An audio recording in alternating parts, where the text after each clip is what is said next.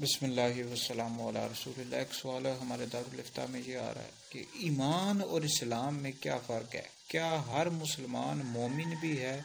یعنی ہم اپنے آپ کو مسلمان کہتے ہیں، مومن بھی کہہ سکتے ہیں نہیں؟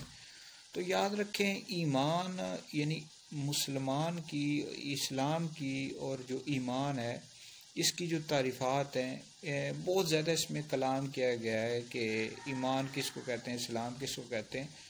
تو اسلام کہتے ہیں یا مسلمان، یہ ظاہری جو اعمال ہوتے ہیں ان کا نام ہوتا ہے، جیسے نماز، روزہ، حج، زکوٰۃ۔ اور ایمان کا تعلق باطن سے ہے، مطلب دل سے ہے، کہ بندہ زبان کے ساتھ جس چیز کا اقرار کرتا ہے وہ دل سے بھی ان چیزوں کی تصدیق کرے، ان کو مانے۔